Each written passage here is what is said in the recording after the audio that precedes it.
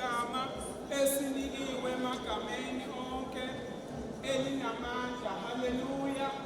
Igama obalithi iBhayibheli kwabasemhlabeni ezulwini nangaphansi komhlaba bayavuma ukuba uyiNkosi nomsindisi wey'mpilo zethu. Haleluya.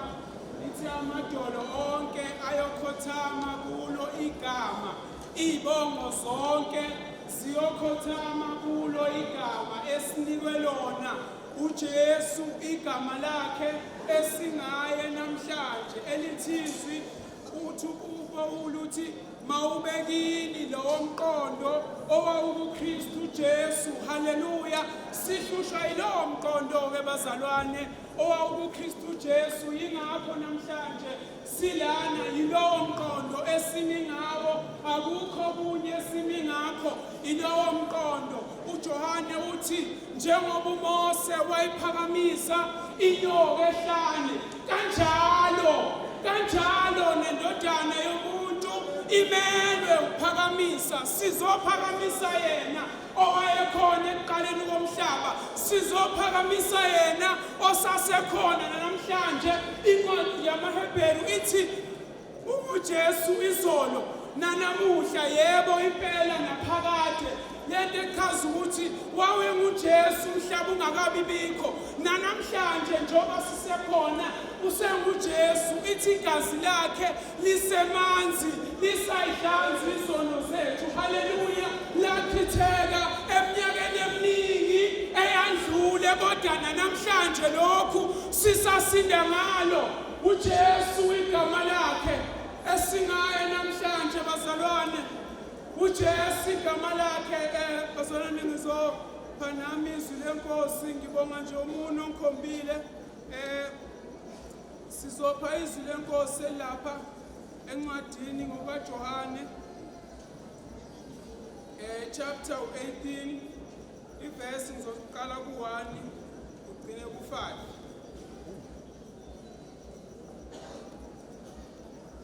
Ifundeka kanje. Ithi isihloko sithi ukukhashelwa nokuboshwa kukaJesu. uJesu esekhulumile lokho, waphuma nabafundi bakhe bawela ngaphesheya komfudlana iKhodrini. Kwakukhona lapho insimu angena kuyo nabafundi bakhe. uJuda wamkhaphelayo wayeyazi leyo ndawo ngokuba wayejwayele ukuhlangana lapho nabafundi bakhe. uJuda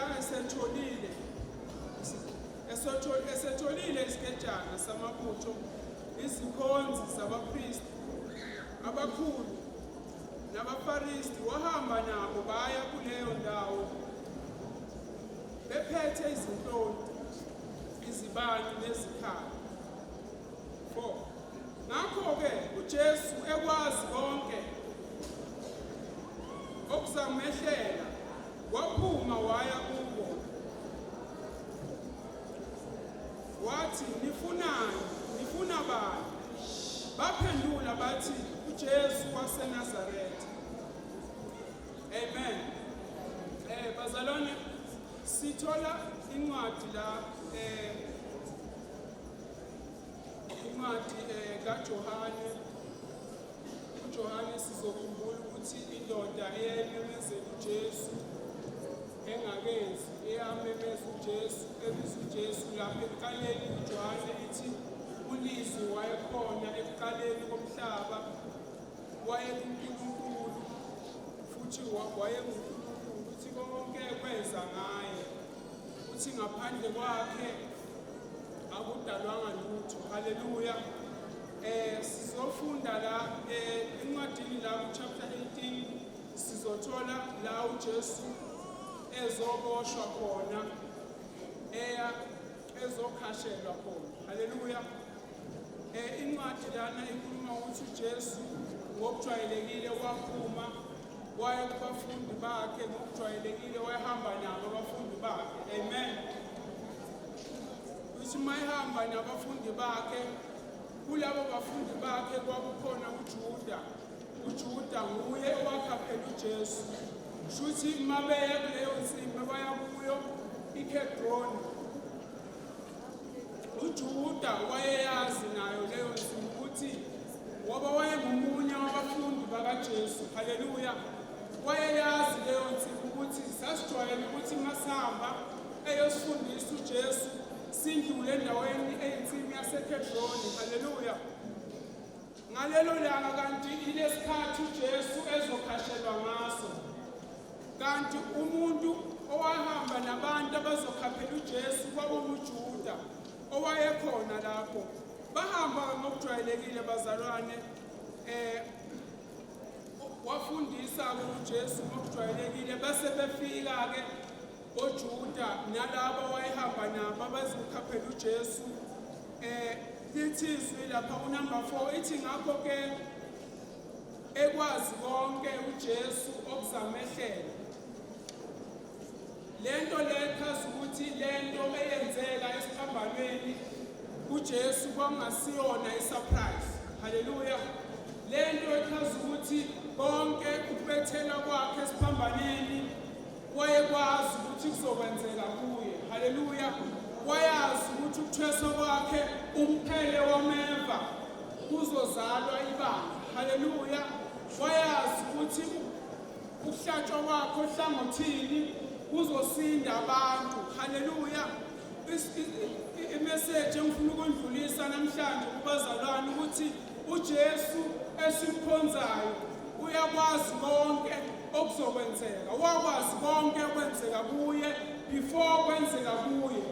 Ithe kwazi konke okuzomehlela akumenzanga abe novalo lokuthi engasakhashelwa. Akumenzanga ukube abe nedoubt yokuthi engasakhashelwa ukuthi ekwazi konke okuzamehlela.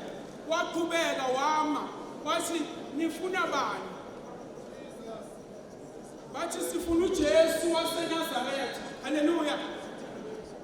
Ekwazi konke okuzokwenzeka kuyo. Lento echaza ukuthi even if inkinga ifike empilweni yethu uJesu uzazi kuqala abe nesolution yazo before zenzeke.